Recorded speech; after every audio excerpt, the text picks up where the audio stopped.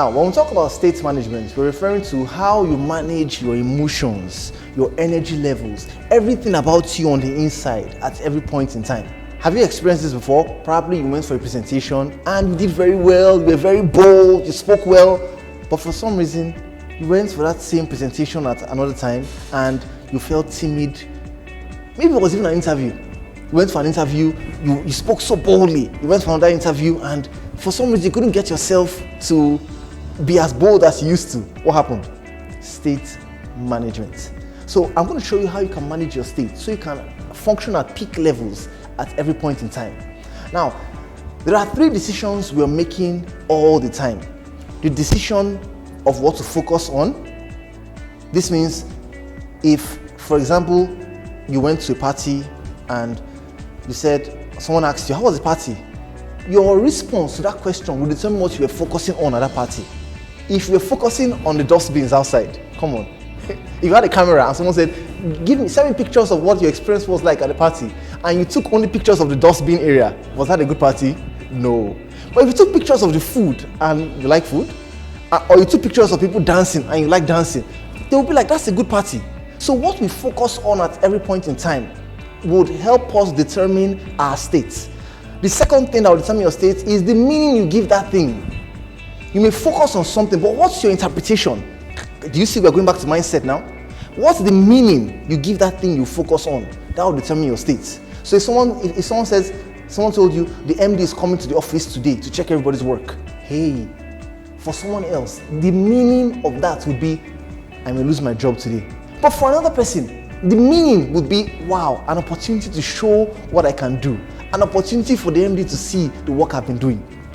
The third decision we make, apart from what to focus on, the meaning we give what we focus on, the third decision is how we feel. The decision of how we feel. So, if you heard the MD was coming and in your mind you feel, wow, that's an opportunity to prove myself, guess what? You start to feel good. You start to feel good. So these 3 decisions would affect your state at every point in time. Another thing that affects your state is what we call physiology. Physiology. This means how you use your body. This means someone who walks to the office like this cannot be as enthusiastic and as energetic like someone who would chin up, chest out, and walk quickly. The faster you move, the faster you think. If you walk slowly all day at work, if you walk sluggishly, what will happen is your energy levels will start to drop. But if you move fast, if you move quickly like you're energetic, your energy levels would come to the fore. Part of what helps you in physiology too is exercise. Now, if you exercise daily, you find out that you would have the proper physiology to give you high energy levels at work on a daily basis. The final part for high energy levels is what we call biochemistry.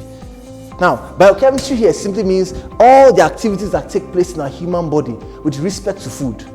So, the kind of food you eat would affect your outcomes on a daily basis.